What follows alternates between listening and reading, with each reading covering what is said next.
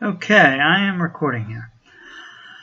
Today I'm going to be talking about Watson Laboratories in Red Bank, New Jersey from 1945 to 1950 and its history and some of its outlying field stations.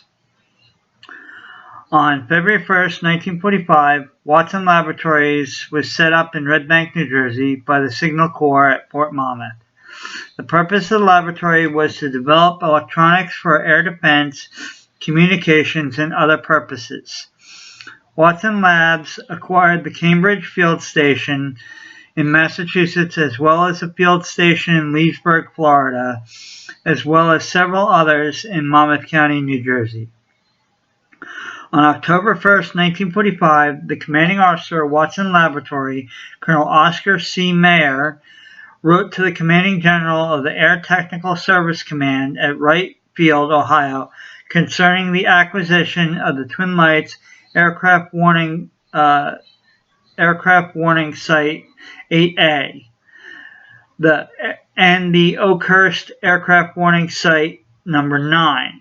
The two sites were to be used in conjunction with the initiation of a comprehensive research and development program for the detection of long-term 1,000 miles or more guided missiles. The program is being given the highest priority by Headquarters Army Air Forces and will involve the development of new techniques, including long-range warning systems, central control, including new methods of presenting radar data. The program will involve the development of radar relaying systems to connect all warning stations together with complete communications facilities. The letter wound its way up and back down the chain of command through official channels, being endorsed 7 times. On January 2, 1946, the 8th endorsement for the initial request of October 1st was sent from the headquarters of the Army Air Force Air Installation Division of the Commanding General of ATSC at Wright Field, Ohio, stating that Watson Laboratory was to take control of the Twin Lights and Oakhurst sites on January 25, 1946.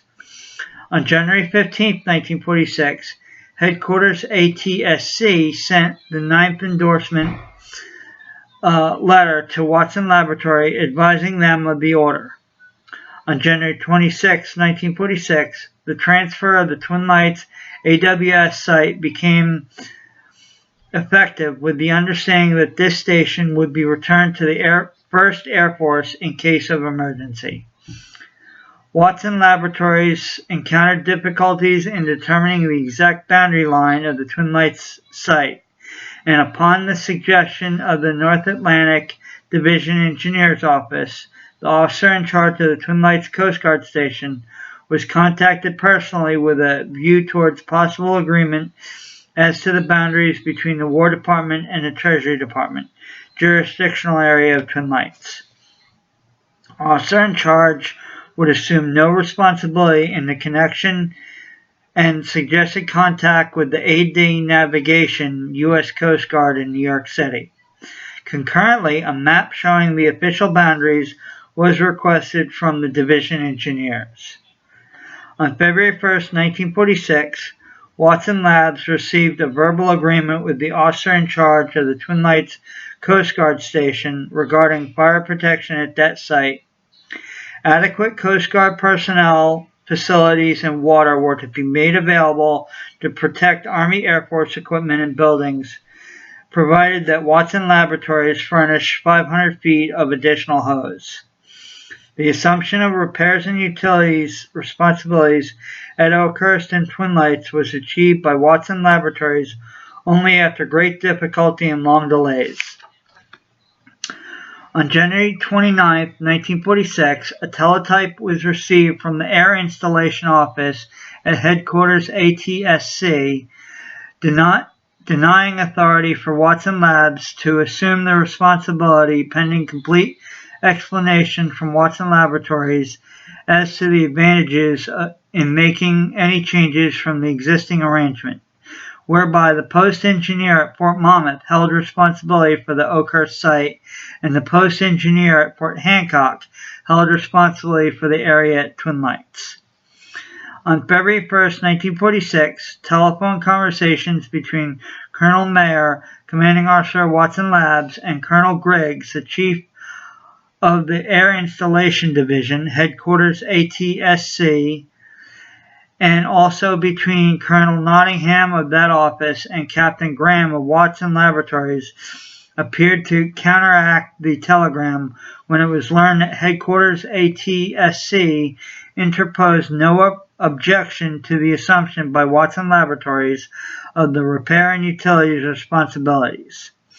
Major Gamble, the service command engineer, was contacted, and information received from him said repairs and utilities responsibilities were in the process of being transferred from the Army Service Forces agencies to Watson Laboratories.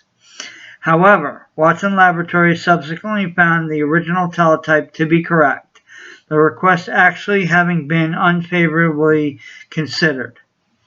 The picture changed again on March 6, 1946, when a letter originating from the 1st Air Force and endorsed through Wright Field was received by Watson Laboratories, approving the assumption by Watson Laboratories of the repair and utilities at Oakhurst and Twin Lights. In view of the previous order received by Watson Laboratories, it was believed that the endorsement was written in error, and the correspondence was endorsed back to Wright Field with a notation to that effect. On March 27, 1946, the matter was finally settled when, by fifth endorsement of the basic letter, headquarters AMC instructed Watson Laboratories to assume repairs and utility responsibilities at Oakhurst and Twin Lights. The first fighter command was inactivated on March 21, 1946. This was done in response to a complete reorganization of the Army Air Forces. Although the Army Air Force's 70-group goal evolved at the direction of the War Department in August 1945, force planning had begun in the summer of 1943. Similarly, while major peacetime reorganization of March 1946 set the combat commands as the Strategic Air Command SAC, Tactical Air Command TAC, and Air Defense Command ADC. Definitive planning for the command structure had begun in 1944. The March 1946 peacetime reorganization, implemented by an order signed by the Adjutant General of the War Department, placed the major commands directly under the Commanding General, Army Air Forces. The reorganization established the Army Air Forces into three major commands. Air Defense Command's mission was the air defense of the United States. The mission of the Tactical Air Command was to command, organize, equip, train, and administer assigned or attached forces, plan for and participate in tactics for light bombardment and other airplanes. These included tactical fighters, tactical bombers, tactical missiles, troop carriers, assault, reconnaissance, and support units. The command also planned for and developed the capability to deploy tactical striking forces anywhere in the world. The Strategic Air Command was the command and control mission was the command and control of the United States land-based strategic bomber forces, and later the ICBM forces. SAC's major focus in the 1950s was on manned bombers and their striking range of attacking an enemy. This included knowing the range of enemy manned bomber forces. The most important factor affecting strategic bombing had always been range, specifically combat radius. The maximum distance a plane could fly to the target and deliver its bombs. On April 16, 1946, a teletype was received from Headquarters AMC allocating funds for the foregoing functions, and on April 16, 1946, Fort Monmouth and Fort Hancock were notified by the 2nd Service Command headquarters to transfer the property at Oakhurst and Twin Lights to Watson Laboratories, thus concluding the lengthy series of negotiations. On May 29, 1946, a C-45 crashed into the north side of 40 Wall Street on the 58th floor at 8:10 p.m. The C-45 Beechcraft aircraft, serial number 44-47570, was piloted by Major Mansell R. Campbell and had 4 passengers: Captain Tom L. Hall, First Lieutenant Robert L. Stevenson, First Lieutenant Angelo A. Ross, and First Lieutenant Mary F. Bond, Women's Air Corps of the Army Adjutant Office in Washington, D.C. The aircraft took off from Lake Charles Army Airfield in Louisiana earlier that day. The aircraft made a refueling stop at Smyrna Army Airfield near Nashville, Tennessee. The aircraft took off from there at 2:16 p.m. Central Standard Time. LaGuardia Airfield had reduced the visibility to 500 feet due to fog and low-cast clouds. This was the second crash into a building in New York City, the first being the crash of a B-25 into the Empire State Building on July 28, 1945. The aircraft and pilot were from the 4108th Army Air Force Base Unit. Aerospaceweb.org stated that, quote, "The accident fortunately happened at night when the building was virtually empty. Only 2 people were at that site, a bank guard on the 1st floor and a U.S. Navy officer named Charles Atlee, working at the Officers Discharge Center on the 36th floor. Atlee reported, quote, "I was thrown out of my chair and across the office. The fuselage tore a hole 20 feet wide by 10 feet high in the exterior wall, but the engines and wings were torn off and unable to penetrate inside, suggesting the impact speed was low. One engine struck a nearby building and started a small fire, while the second engine fell onto Wall Street. The 70-story skyscraper was originally the Bank of Manhattan Trust Building." Now, Watson Labs had worked on the AN/CPS-6B and its early development in the late 40s. I'm going to talk about that and their testing at the field stations at Twin Lights and Oakhurst and Lee's Field in Florida. The radar set AN/CPS-6 is an air transportable radar for search or ground control intercept using 2-directional antenna to form a V-beam. Was initiated by the Army Air Forces through the Signal Corps. The project was transferred to Watson Laboratories on February 1, 1945. There was a contract with the Radiation Laboratory and Watson Laboratory to produce an initial 6 models of the CPS-6 radar that was later amended to include 2 more. The radar set, serial number 6, was located at Twin Lights and installed and scheduled to begin operation on July 15, 1946. In addition to a regular 25-foot tower, an additional 12.5-foot extension was used with this set. Serial number 6, the AN set, was installed at the field station in Leesburg Army Airfield in Florida, while serial number 8 was installed at the field station in Wayside, New Jersey. The Wayside field station was located on the main side of Earle Naval Weapons Station. A radio relay system was set up between Watson Laboratories, Twin Lights, Oakhurst, and Wayside. Each site had 4 AN/TRC-6 radios in order to permit investigation of radio technique by the engineering personnel of Watson Laboratories.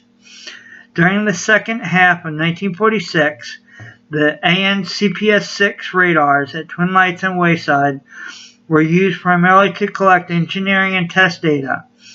This data proved to be of great value to designing and improving later versions of the radar set AN/CPS-6 and CPS-6B, as well as the GPS-1 radars.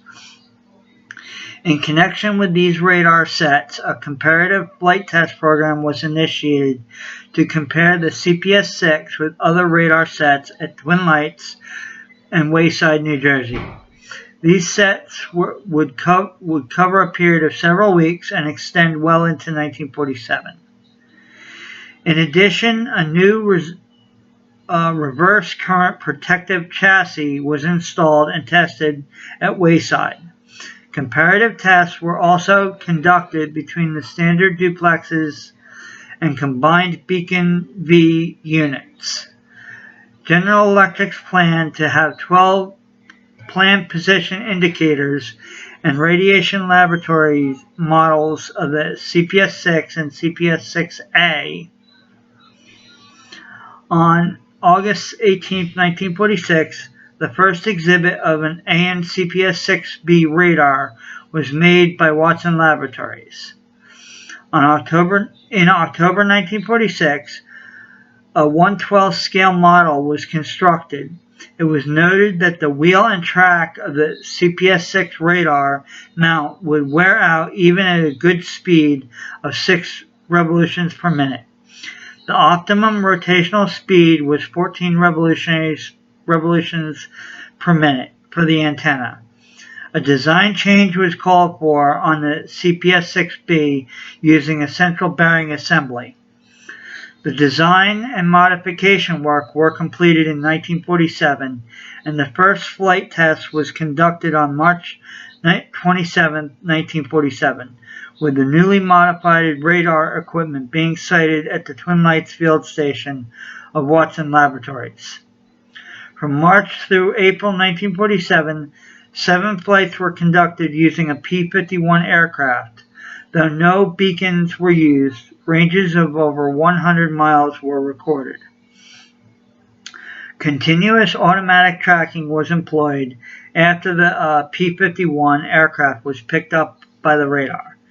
After completion of these flight tests, the radar equipment was returned to Watson Laboratories for minor repairs and for the fabrication and installation of a new indicator which would permit high-speed automatic tracking in the range of over 200 miles.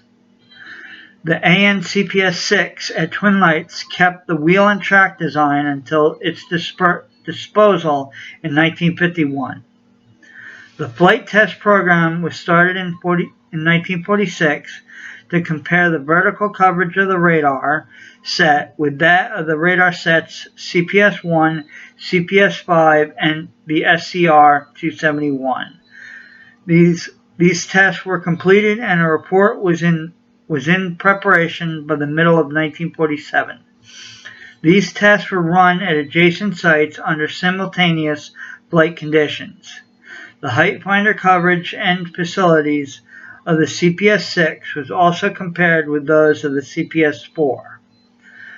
The test program was initiated because previous flight tests made with the 2 equipment sets at Twin Lights and Wayside had indicated that early warning range coverage of the CPS-1 had exceeded that of the CPS-6.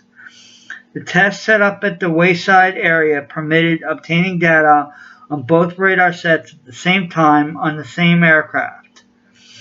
Antenna radiation patterns of the vertical lower, vertical center, and slant lower beams were taken using specially constructed recording equipment at a measuring site on the 400-foot tower with the SCR-271 radar at Oakhurst. Photographs of the PPI video presentation of the CPS-6 at Twin Lights and Wayside had indicated strong side lobes, but information obtained from the pattern test indicated no abnormal patterns for the equipment.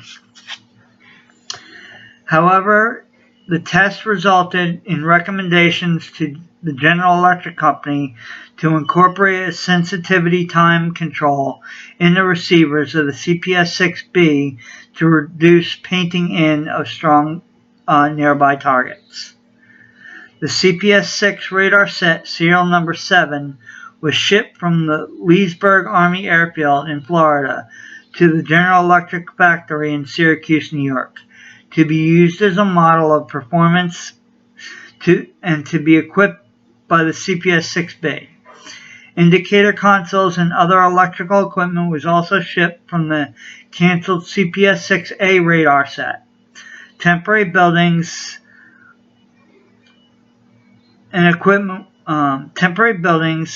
duplicating the CPS-6B layouts were constructed at Syracuse for setting up the first complete production unit for the system testing prior to release for production. In the first half of 1947, for the rehabilitation of Navesink Light Station in Highlands, New Jersey was undertaken by Watson Laboratories. This was done by a letter December 22, 1934, from the Assistant Secretary of Commerce to the Secretary of War, giving permission to the War Department to use a portion of the building and grounds to carry out certain experiments, with the provision that the buildings placed on the property would be removed and the grounds returned to their original condition when the tests and experiments were completed.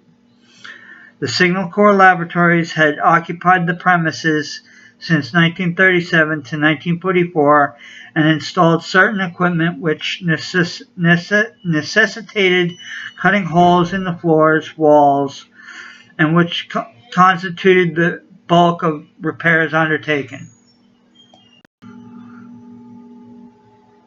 The premises were then occupied by the 1st Fighter Command until January 26, 1946, during which time they constructed numerous TO-type buildings on the adjacent property for use by the Aircraft Warning Service personnel. On January 25, 1946, the premises were transferred to Watson Laboratories and the equipment was moved from the Coast Guard building to the temporary buildings on the adjacent property, thereby releasing the space for Coast Guard use. The commander of the 3rd Coast Guard District wrote a letter to the commanding general at Fort Monmouth, New Jersey on February 11, 1947, requesting the rehabilitation of the premises by the Army. The Signal Corps turned the matter over to the Watson Laboratories for accomplishment, since they were the last to occupy the premises. After much deliberation, the matter was finally referred through the appropriate Air Corps channels to the North Atlantic Division engineer at 111 East 16th Street in New York for accomplishment of restoration work. On April 1, 1947, Headquarters AMC requested that a project be prepared by the Air Installation Officer at Watson Laboratories covering the required repairs to the Coast Guard facility, which had been in the past occupied by the Signal Corps and Air Corps personnel. It was accordingly prepared and submitted to Headquarters AMC for approval, which was received and funds finally obligated on June 3, 1947, by public contract to restore the United States Coast Guard building and to the condition existing prior to its use by the War Department. Now I'm going to talk about Operation Big Town in 1947 by SAC and all their bombers. This took place in 1947 over New York City. It's called Operation Big Town. On May 16, 1947, Operation Big Town took place over New York City. This operation involved 138 B-29s under the leadership of George C. Kenney. The SAC narrative history for 1947 stated in regards to Operation Big Town that, quote, the most impressive Air Force performance of 1947 from the layman's point of view was the May 16th all-out attack on New York City. Although it was disappointing from the viewpoint of the professional military airmen, in theory, the 6 operating bomb groups under SAC control, the 307th at MacDill Field, the 7th at Fort Worth, Texas, the 509th at Roswell, the 43rd at Tucson, the 97th Bomb Group at Salina, the 28th at Rapid City, should have been able to provide 180 B-29 bombers, since a squadron was authorized 10 planes and each group contained 3 squadrons. This theoretical number, although it sounds miserly compared with the number of bombers used in World War II, represented the total heavy bombing force of the United States in 1947. Taking into account the absence of one squadron on temporary duty in Japan and mechanical difficulties which always keep some aircraft grounded, the field order which set the maximum effort mission in motion called for a total of 131 planes. On May 16th, 101 B-29 aircraft appeared over New York City. It was an impressive sight, but somewhat chilling when it was realized that this force represented the largest number of long-range bombers which could be thrown into the air. Because of the failure of all elements of the striking force to use the same 1 or 2 alternative plans, the force did not rendezvous as planned and confusion resulted. Although Top SAC Command believed that as an exercise to test the ability of staffs in this and lower headquarters to plan a mission for the whole command and the ability of tactical echelons to accomplish such missions, this maneuver was successful. Further, in way of conclusion, SAC said, "We did discover that planning must be accomplished with greater attention to detail, and our units must be brought together in joint exercises frequently if the command is to progress to the state of instant readiness demanded of it." As a display of polished perfection to the public, the mission was most certainly not a success, and the effort of every echelon of this command will be directed to that end in future missions of this sort, and will indicate training progress. Mass missions of the 8th Air Force during the month preceding the big strike at New York should have given an inkling, however, that such missions did not always develop as planned. End quote. This operation was a full-dress training review of the nation's heavy bombers. These B-29s rendezvoused with split-second timing over Cape May, New Jersey at 10:56 a.m. Eastern Standard Time, and then proceeded on a straight course of 130 miles to New York City. Busy people gaped skyward through a light haze at approximately 11:30 a.m.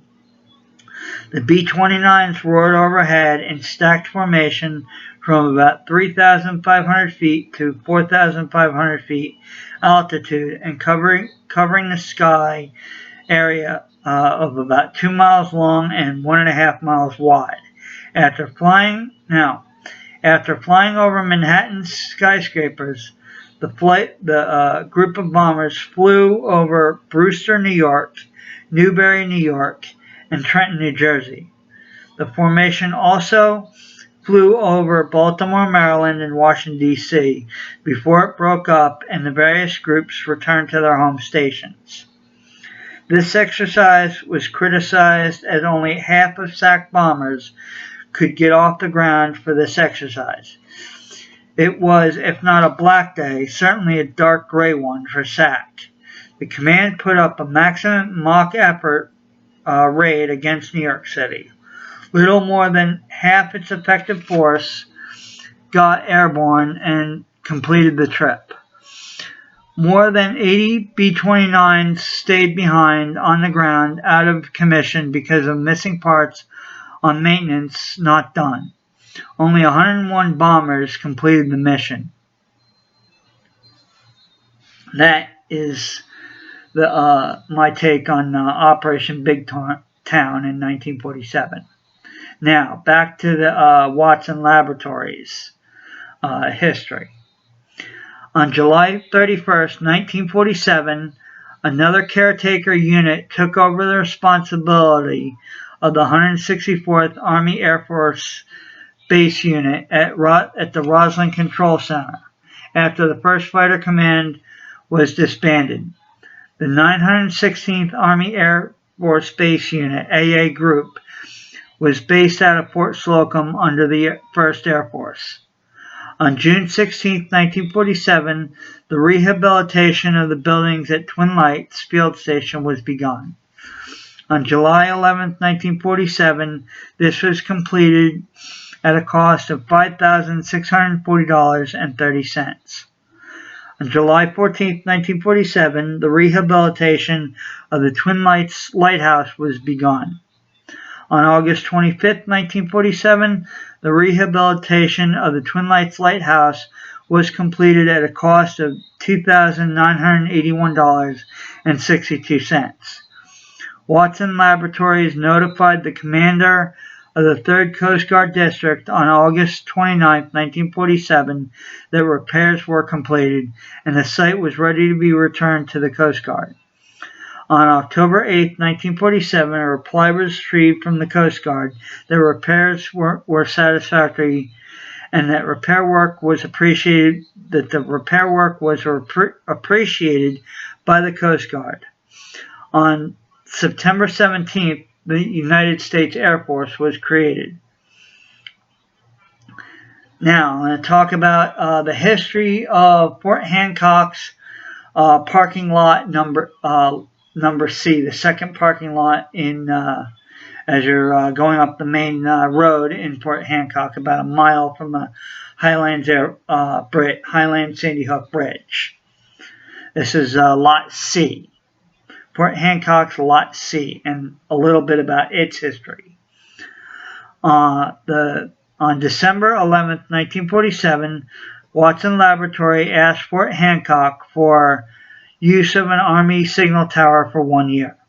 2 days later, on October 13, 1947, the request was approved. The tower in question was located on the right-hand side of the road, approximately 1 mile north of the Fort Hancock main gate. The tower was to be used for experimental use on radio direction finder equipment. This was set up in what is today Lot C at Sandy Hook. The site is 200 feet by 200 feet and contained one tower.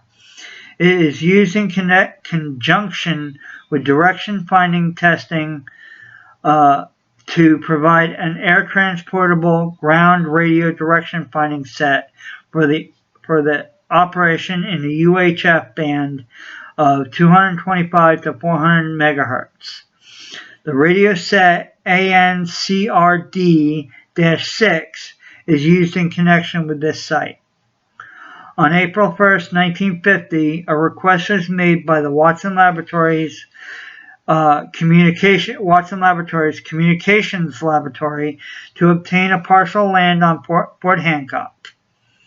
A letter was written to the Commanding General AMC on May 2, 1950, to lease the site for 2 years. Watson Laboratories has had access to the property since April 1948 by verbal agreement made with the post engineer of Fort Hancock. Engineering tests of UHF direction finder equipment was conducted at this location. As the equipment also employs diversity antenna reception with antennas 120 feet apart, it is necessary to have the desired amount of land. The installation has done considerable testing at the requested site in the past. It is now the only site of the required characteristics where the engineering results have been proven. To carry on the work at another site might require 6 months of extensive testing to determine the site's adequacy. The land is presently government-owned and no need for funds is anticipated. It is reported that the Fort Hancock Military Reservation is in the process of total deactivation, and it is anticipated that the state of New Jersey will convert this property into a park. On May 22, 1950, Headquarters AMC concurred with Watson Laboratories to acquire the Fort Hancock site, but by permit and not by lease. In an Asbury Park Evening Press article about the closing of Fort Hancock on June 27, 1950, the commanding officer of Watson Laboratories, Colonel Alvin L. Pachenev, disclosed that his facility needed to retain a 1,000 by 800 foot tract currently employed as a test station for classified projects. During the second half of 1950, the request to acquire the Fort Hancock parcel was ultimately denied with the move of Watson Laboratories to Rome, New York.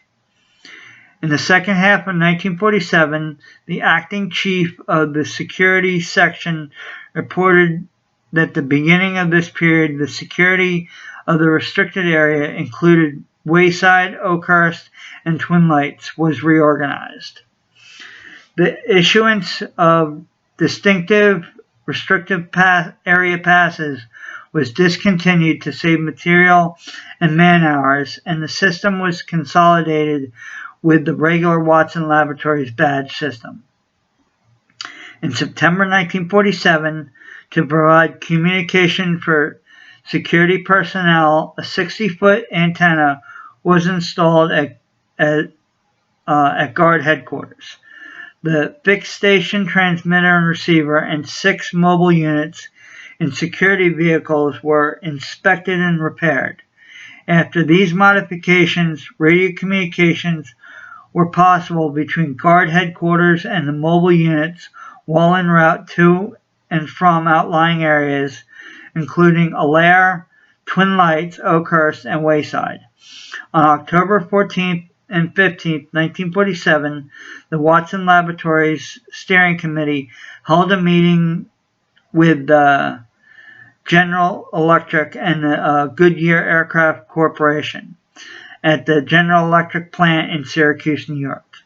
A follow-up meeting was held on October 29, 1947, and discussed the outlining of general features of the radar sets for an air defense system. The status and feature of the radome being fabricated at the Cornell Aeronautical Labs plant in Buffalo, New York, for the AN-CPS-6B, were presented by an engineer from Watson Laboratory. It was anticipated that the 16 CPS-6B radars would be delivered in October 1949.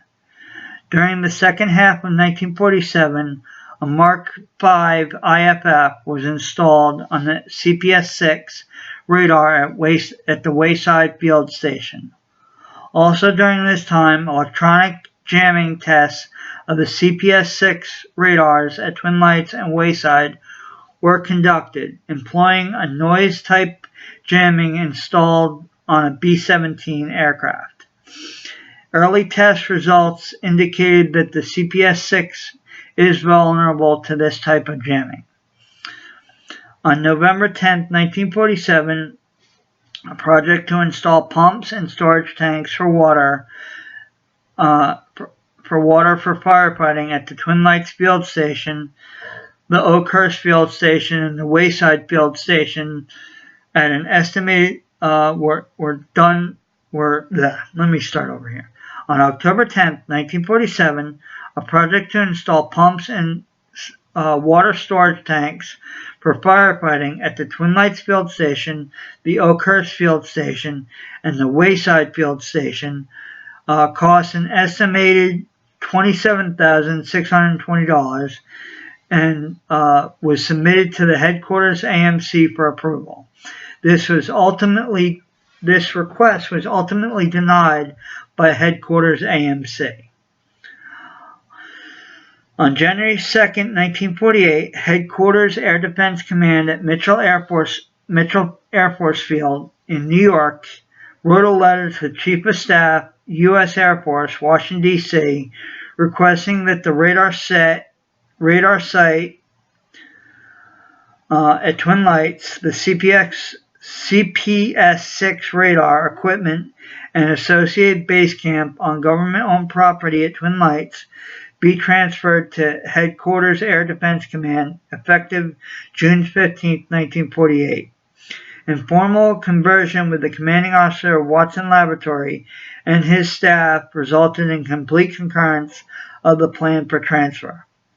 Watson Laboratory requested that the provision be made whereby the 4,151st Air Force Space Unit Electronics Laboratory, Watson Laboratories, would be allowed to continue operational and performance tests on the radar equipment as they had been doing in the past.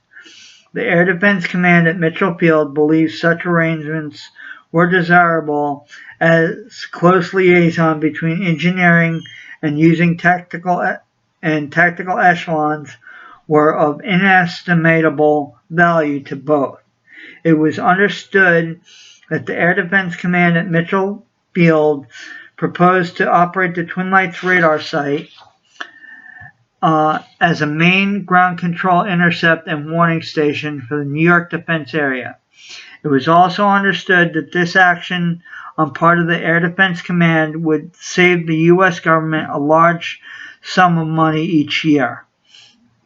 On April 30th, 1948, control of the Twin Lights field station was transferred to the Air Defense Command. No transfer of personnel or aircraft were involved in this actions. No officers' club was located on the site. Correspondence was received by Watson Laboratories indicated that the commanding officer of the 104th Wing Provisional Mitchell Air Force Base was given priority to Twin Lights and that the immediate action was to be taken to place the installation in an active status, making provision for 200 officers and enlisted men, 50 of which were to arrive within 30 days. There was a conference between Watson Laboratories and the Air Defense Command concerning air defense. The Air Defense Command asked to investigate the possibilities of establishing a radar relay system between Roslyn, New York and the Twin Lights and Palermo sites, as well as the Montauk radar site. There was another conference at Watson Laboratories on May 4th, 1948 regarding this. During the period of July to November 1948, members of the 104th Air Force Base Unit were absorbed into the 52nd Fighter Wing at Mitchell Air Force Base, as well as the 52nd Air Base Group at Mitchell Air Force Base. And that concludes my history of Watson Laboratories and the Twin Lights site. Until next time.